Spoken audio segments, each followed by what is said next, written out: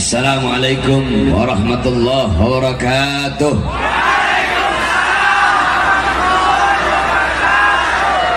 Bismillah wassalatu wassalam ala Rasulillah Muhammad ibn Abdullah wa ala alihi wa sahbihi wa man wala. Qal Sayyidina Ali bin Abi Talib radhiyallahu an, inna Rasulullah sallallahu alaihi wasallam fi akhir nafsi harradat syafataihi marrataini fa'algaitu sam'i fasami'tuhu yaqul ummati ummati ummati faqabidha Rasul sallallahu alaihi wasallam. Apa kata Sayyidina Ali bin Abi Talib? Nabi Muhammad di akhir hayatnya, aku melihat bibir beliau bergerak dengan 2 kali gerakan. Kemudian aku dekatkan telingaku, aku mendengar beliau berkata, ummati ummatku, ummati ummatku, ummatku. Kemudian meninggal Nabi Muhammad SAW. Ketika itu Allah berkata kepada Jibril, wahai Jibril, turunlah engkau, sampaikan kepada Muhammad, apakah Muhammad memilih dunia atau memilih aku? Kalau dia memilih dunia, sampaikan kepadanya, akan aku panjangkan umurnya. Tapi kalau dia memilih aku, sampaikan kepadanya, hari ini akan datang kematiannya. Turun Jibril alaihissalam. Ketika itu Rasulullah berada di atas kasur, sedang dalam keadaan sakit di rumah Sayyidatuna Aisyah. Apa kata Jibril? Ya Rasulullah, Tuhanmu memberikan kepadamu 2 pilihan. Apakah kau akan memilih dunia atau memilih Allah subhanahu wa ta'ala? Apa kata Nabi? Apa jawabnya Nabi? Tentu aku lebih memilih Allah subhanahu wa ta'ala. Sampaikan kepada Tuhanku, aku lebih memilih Allah daripada dunia, karena dunia bukanlah tempatku. Tempatku ketika ruhku berpindah kepada Allah, maka itu adalah tempatku yang sebenarnya. Maka Jibril membawa pesan Nabi Muhammad. Allah berkata kepada Israel, wahai Israel, turunlah engkau dengan perintahku, pasanglah sebaik-baiknya wajah, pasanglah sebaik-baiknya senyuman. Engkau turun, engkau akan mencabut nyawa makhluk yang paling mulia. Engkau izin dulu kepadanya, mau tidak dia dicabut nyawanya? Kalau dia mau, kau cabut. Kalau dia tidak mau, maka jangan kau cabut, kembalilah engkau kepadaku. Turun malaikat Israel dengan perintah Allah. Di Israel tidak langsung masuk rumah Rasulullah, dia ketuk pintu Nabi Muhammad. Assalamualaikum ya Rasulullah. Pintu rumah dibuka oleh Sayyidatuna Fatimah. Fatimah berkata, siapa engkau? Tidakkah kau melihat ayahku sedang terbaring sakit? Israel menjawab, aku yang memisahkan anak dengan orang tua, aku yang memisahkan orang tua dengan anak, aku yang memisahkan suami dengan istri, aku yang memisahkan istri dengan suami, aku yang menjadikan anak-anak menjadi yatim, aku yang menjadikan istri-istri yang menjadi janda, aku yang meramaikan kuburan, aku pemisah antara dunia dan akhirat, dan aku diutus oleh Tuhanku kemari untuk mencabut nyawa sebaik-baiknya makhluk, yaitu Muhammad Rasulullah SAW. Ketika Sayyidah Fatimah mendengar kalau di depannya adalah Israel, dia langsung kembali ke pangkuan ayahnya. Dia menangis, dia berkata, wahai ayah, Israel berada di depan, ingin mencabut nyawamu wahai ayah. Apa kata Rasulullah? Jangan kau bersedih wahai Fatimah, karena engkau adalah manusia yang pertama kali akan menyusulku setelah kematianku. Datanglah Israel. Ketika Israel datang ditemani oleh Jibril, ketika akan dicabut oleh Israel, Nabi Muhammad berkata, ya Khalili Jibril, wahai kekasihku Jibril, aku belum puas meninggalkan umatku kalau Allah belum memberikan jaminan kepada umatku. Pergi Jibril menghadap Allah. Ya Allah, kekasihmu belum puas, kekasihmu minta jaminan untuk umatnya. Apa kata Allah? Fa'auhallahu ta'ala ala Jibril, basyirhu ya Jibril, innal jannah muharramatun alal umam qabla an tadkhuluha ummatuh. Wahai Jibril, sampaikan kepada Muhammad, jaminan dariku, surga aku haramkan untuk dimasuki oleh siapapun sebelum surga dimasuki oleh umat Muhammad. Ini jaminan dariku. Nabi Muhammad pada saat detik terakhir nafasnya tidak memikirkan nasibnya. Yang beliau fikirkan nasib kalian sebagai umatnya. Akhirnya dicabutlah nyawa makhluk yang mulia tersebut. dicabut nyawa Rasulullah. Ketika nyawa tersebut sampai di betis, Nabi berkata, apakah seperti ini rasa sakit sakratul maut? Kemudian Allah Subhanahu wa ta'ala memerintahkan kepada seluruh malaikat yang ada di langit untuk turun ke bumi untuk menyampaikan kepada Rasulullah bahwasanya telah diangkat kesusahannya ketika sakratul maut, dan disampaikan kepada Muhammad bahwasanya sakratul maut itu lebih sakit daripada ditancapkan ribuan pedang. Kemudian Nabi Muhammad berkata, apakah rasa sakit seperti ini juga yang nanti akan dialami oleh umatku ketika sakratul maut? Apa jawab Israel? Iya ya Rasulullah, rasa sakit seperti ini, bahkan lebih sakit dari ini ya Rasulullah. Nabi Muhammad mengusap pipinya, ada air sebuah cawan di samping, beliau letakkan tangannya di cawan yang berisi air itu, kemudian beliau usapkan itu air di muka beliau. Kemudian beliau mengangkat tangan, doa terakhirnya Nabi Muhammad SAW, doa yang menutupi kepergian Rasulullah SAW. Apa doa beliau? Allahumma khaffif ala ummati fi sakratil maut, Allahumma khaffif ala ummati fi sakratil maut wa thaqqil alayya. Ya Allah, ya Rabb, ringankanlah, permudahkanlah sakratul maut umatku dan beratkanlah untukku. Ya Allah, ya Rabb, aku menanggung sakratul maut umatku, berikan rasa sakit mereka, berikan beban penderitaan sakratul maut umatku. Ya Allah, umatku tidak akan kuat, umatku tidak akan sanggup. Biar aku nabi mereka, aku pemimpin mereka, aku penanggung jawab mereka, biar aku menanggung seluruh rasa sakit sakratul maut umatku. Ya Allah, jangan kau berikan rasa sakit sakratul maut kepada umatku. Ya Allah, apa yang telah kau berikan untuk Rasulullah? Apa yang telah kau korbankan untuk Nabi Muhammad? Nabi Muhammad berjuang mati-matian, pagi, siang, sore, malam berdakwah, berdarah. Demi siapa? Demi kalian. Agar apa? Agar iman sampai, agar Islam sampai, agar takwa sampai, agar syariat Islam sampai, agar masjid sampai, agar ulama sampai, agar Al-Quran sampai, agar ilmu, amal, adab, warok sampai, ikhlas sampai, takwa sampai, amar ma'ruf sampai, jihad sampai, nahi mungkar sampai kepada kalian. Itu semua berkat perjuangan Rasulullah. Tetapi setelah itu semua sampai, malah kalian sia-siakan, malah kalian campakkan, kalian lebih berat kepada urusan dunia daripada urusan-urusan yang menggembirakan hati baginda Nabi besar Muhammad sallallahu alaihi wasallam. Oleh karenanya, saudara-saudaraku sekalian yang dimuliakan oleh Allah Subhanahu wa taala, dengan adanya acara Maulid yang mulia ini, maka jadilah kita umat Nabi yang bisa menggembirakan Nabi Muhammad. Dengan apa? Dengan mengikuti syariatnya, dengan taat kepada aturan-aturannya, dengan mengikuti sunnah-sunnah daripada baginda Nabi besar Muhammad. Jangan engkau jauh dari ulama, jangan engkau jauh dari orang-orang saleh. Kenapa? Karena para ulama itu adalah pewaris daripada keilmuan baginda Nabi besar Muhammad sallallahu alaihi wasallam.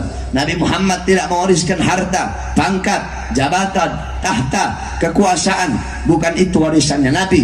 Warisannya Nabi adalah ilmu yang dibawa oleh para ulama. Oleh karenanya, jangan engkau jauh dari ulama, jangan engkau jauh dari orang-orang saleh. Tinggalkan perbuatan dosa, tinggalkan perbuatan maksiat. Tuba liman kana targud dunya qabla an taraktah wa bana gabrahu qabla an yadkhulah wa arda rabbahu qabla an yalqah. Sungguh beruntung, sungguh berbahagia bagi orang-orang yang meninggalkan dunia sebelum dunia yang meninggalkannya. Apa maksudnya meninggalkan dunia? Tinggalkan perbuatan dosa, tinggalkan perbuatan maksiat, tinggalkan perbuatan-perbuatan yang dilarang oleh Allah Subhanahu wa taala. Kita orang-orang sekarang sibuk dengan urusan dunia, sibuk dengan urusan harta, pagi siang sore malam cari uang, pagi siang sore malam cari harta. pagi siang sore malam melayani dunia, pagi siang sore malam jadi budak-budak dunia.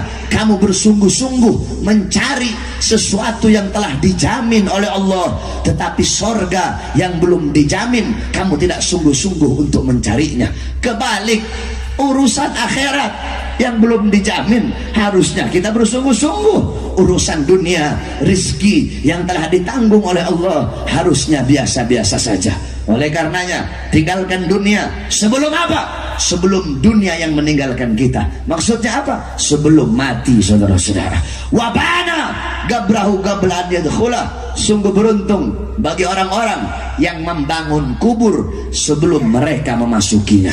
Apa maksudnya bangun kubur? Maksudnya membangun kubur bukan berarti menggali kubur, tetapi siapkan bekal-bekal untuk kau bawa ke dalam kubur.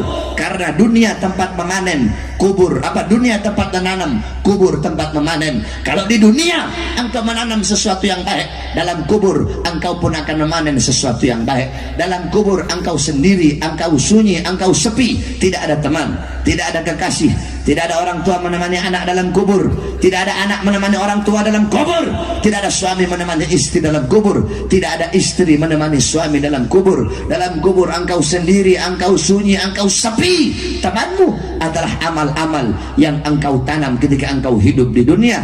Maka siapkan bekal-bekal untuk engkau bawa ke dalam kubur. Wa arda rabbahu qabla an yalqah.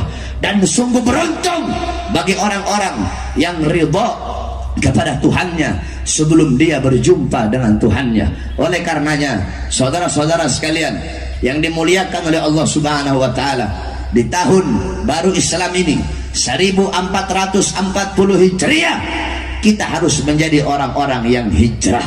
Jangan sama dengan tahun kemarin. Kalau tahun kemarin dan tahun sekarang sama, tidak bertambah ketaatan, tidak bertambah kepatuhan, tidak bertambah ketakwaan, maka berarti selama 1 tahun kemarin kita tidak mendapatkan keberkahan. Sebab kenapa? Al-barakah, keberkahan itu bukan bertambah harta, bukan bertambah umur, bukan bertambah waktu. Al-barakah tuzidukum fit ta'ah. Barakah adalah bertambahnya ketaatan dan kepatuhan kepada Allah Subhanahu wa taala. Hijrahlah engkau. Sebab ketika kita berbicara tentang tahun baru Hijriah, maka tidak akan pernah bisa dilepaskan daripada hijrah Nabi Muhammad. Sebab kenapa? Sebab Hijriah, tahun Hijriah itu diambil dari kata hijrah, sebagaimana dijelaskan para ulama dalam kitab tarikh Al-Imam Ibnu Jarir At-Tabari, dalam kitab tarikh Syiarul A'lam An-Nubala karangan Al-Imam Az-Zahabi, dalam kitab tarikh Al-Bidayah wan Nihayah karangan Al-Imam Ibnu Katsir, dijelaskan dulu orang Arab jahiliyah, bahkan sampai di zaman Nabi, sampai di zaman Sayyidina Abu Bakar, sampai di zaman Khalifah Umar bin Khattab di tahun kedua menjabat sebagai khalifah, umat Islam tidak punya tahun. Jadi umat Islam itu nggak punya tahun. Mereka pakai kalender Komariah berdasarkan hitungan bulan. Mereka tahu Rajab, Sya'ban, Ramadan, Syawal, Dzulqa'dah, Dzulhijjah, Muharram, Safar, Rabiul Awal, tapi tidak ada tahun. Sehingga ketika itu penamaan tahun, mereka menamakan tahun sesuai dengan kejadian terbesar yang terjadi pada tahun tersebut. Contoh, ada namanya Amul Fil, tahun gajah. Kenapa dinamakan tahun gajah? Wa summiya amal fil li'anna malikal habasyah ja'a ilal Makkah wa kana fihi filun adim lihadmil Ka'bah. Dinamakan tahun gajah karena pada tahun tersebut Raja Habasyah datang ke Mekah menghancurkan Ka'bah, membawa pasukan gajah yang besar. Sepanjang tahun kejadian terbesar adalah datangnya pasukan gajah. Makanya tahun tersebut dinamakan tahun gajah. Ada namanya Sanatul Izni, tahun izin. Kenapa dinamakan tahun izin? Karena pada tahun tersebut Nabi Muhammad diizinkan untuk hijrah. Ada namanya Sanatul Amri, tahun perintah. Kenapa dinamakan tahun perintah?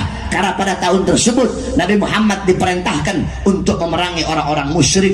ada namanya sanah tajdidul Ka'bah, tahun renovasi Ka'bah. Kenapa dinamakan tahun renovasi Ka'bah? Karena kejadian terbesar sepanjang tahun itu Mekah banjir, sehingga Ka'bah ada beberapa bagian yang rusak, kemudian diperbaharui dan diperbaiki. Begitu terus setiap tahun dengan nama yang berbeda-beda. Sanatul Zilzal, Sanatul Zalazil, Sanatul Tamhis, terus sampai di zaman Khalifah Umar bin Khattab.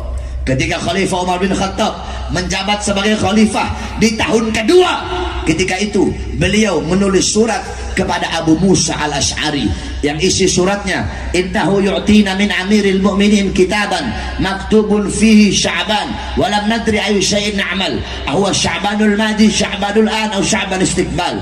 Kata-kata apa dalam kitab beliau Abu Musa al-Ash'ari berkata, sesungguhnya didatangkan kepada kami sebuah tulisan yang berasal dari Amirul Mukminin Umar bin Khattab. Dalam tulisan tersebut, dalam surat tersebut tertulis bulannya bulan Sya'ban, tapi kami tidak tahu apa yang harus kami lakukan. Apakah Sya'ban tahun kemarin, Sya'ban tahun sekarang, atau Sya'ban tahun depan? Karena tidak ada tahunnya ketika itu, hanya tulis Sya'ban, nggak tahu Sya'ban tahun kemarin, Sya'ban tahun sekarang, atau Sya'ban tahun depan. Ketika Sayyidina Umar mendengar tersebut, beliau berkata apa? Do'u linnas syai'an li'arifunahu. Letakkan bagi manusia sesuatu yang dimana dengan sesuatu itu manusia bisa mengenal. Maksudnya apa? Bikin kalender, bikin tahun buat umat Islam. Fa'istasyara Umar ma'al ashab. Kemudian Sayyidina Umar bin Khattab bermusyawarah dengan para sahabat. Ketika beliau bermusyawarah, ada sahabat yang usul, tetapkan tahun umat Islam mulai dari lahirnya Nabi Muhammad.